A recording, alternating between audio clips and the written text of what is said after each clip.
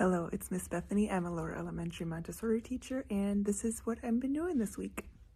Which I made a whole video about how I do with the science fair projects, so you could watch that. It's actually currently Wednesday, and it's been an interesting week because usually I do the 4 different culturals in a week, but I've just been having the kids work on their science fair projects, which I explained in the video. But how they're kind of doing it is they have 6 questions they asked about a topic, and then they answer them. And I first had them write in their notebook and then write it again, so like a rough draft, and then write it again on the paper that we made on Canva. So that's been a lot of fun. We just have a few more things to do, like everybody's at a different spot because some kids take longer than others, but that's okay. But everybody still has to make like their little objects that are going to go in front of their project that has to do with the project.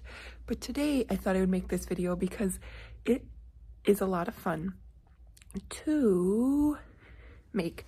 And the reason I bring up the cultural, because since I won't be doing cultural, I thought it'd be fun to do a fun math this week. And this morning I was like, I'm in the mood to do something fun, so watch this.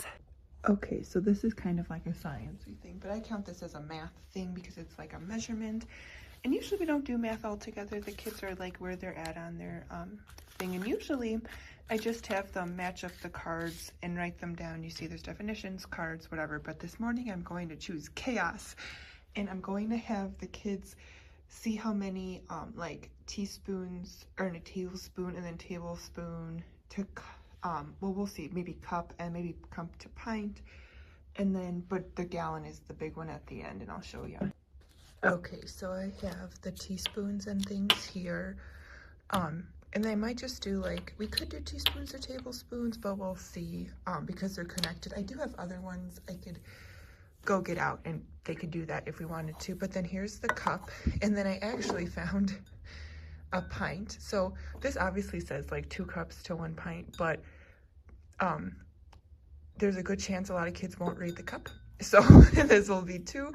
And then this is also nice because it's like ounces as well, so we'll talk about that. But they'll have fun going to the sink and like pouring that in. But then I didn't know I had this. 4 cups is a quart, and that's harder to see, so we can see like how many pints are in a quart. So we'll do cups to pints, pints to quart, and then we could do different ways to get to the big gallon. We could do cups to gallons, pints to gallons, and quarts to gallons. So what I'm going to do is I'm going to lay out this, and usually I just have the kids write them, but that's so boring. They lay out so much cards, and I don't know, I like this better, and I've been more inspired recently because I've been rereading through the Montessori books, and like we just did January, we did language, and then in February we did the grammar, and we go online the last Tuesday of the month and like discuss it. And it's not even really like you have to read the book to do it. You can come and just discuss whatever's going on. I usually have 1 or 2 people show up, so thank you so much for coming. A lot of people sign up but then don't come, but you could still sign up. I don't do a replay or anything, and that's just because we just share and talk, and it's just a nice way to see how other people do things in their classroom. And it's just so insightful to talk to other Montessorians that aren't in your own school. Like, I'm the only elementary in my school, so it's fun to talk to other people that are in elementary. So the thing is, we're going to have one in March and everything, but I say that because when I read the grammar one, she did a lot of like science experiments. Montessori said she did a lot of science experiments to teach the different, they were old-timey adverbs and things, but she did that in order to teach the things with science experiments, like how liquid pours, was it slowly or whatever. That wasn't an example from there, but you get my meaning, so that'll be a lot of fun. I'm excited. So it's Thursday now, and this week I've been cleaning up. We have our open house for potential students for next year to come look, so I've been cleaning up my shelves just because, you know, they get dusty and kids don't put things back in the right spots, which I know they're supposed to, but I'm not a big proponent of like make sure you put it back in the right spot, because you know, so I go through every couple of months and like straighten things back out, and I was like, oh, I could do a classroom tour, but I already did one for this year, but I did change up a few things, so I'm just gonna put it in this video and show you some things in my class. So I did end up putting all of my grammar stuff on here. Part of it was on the shelf at the top. In a second I'll show you, but we just have the noun, family, and stamps, the names of them, the papers for the stamps, the 3-part cards of the parts of speech, these ones, those, that. And I know the other day in my grammar video, I was like, I don't know, the symbols are different than the grammar boxes, which we don't use, which are right over here, the grammar boxes, right over here. A lot of symbolizing stuff used to be up here, but it just got too messy, so I moved it. I don't use the grammar boxes all too often. Sometimes if the kids are like, I need a language work, I'm like, well, we hardly use these and we have them, so let's use them. And then of course I have the Wasika down there, so that's what they use this shelf for. This one they get symbolizing cards, but as I was saying about the grammar, I was like, well, when did the symbols change from the incorrect, or like the color she mentions in her, you know, the second volume of her her elementary book, but the symbols, like example, like the adjective is brown, and then all these colors change, and those were her original colors for the grammar boxes. But when she did the symbols, I guess it was later when she was in India, as I found a few more pieces of information about it, and she made them then.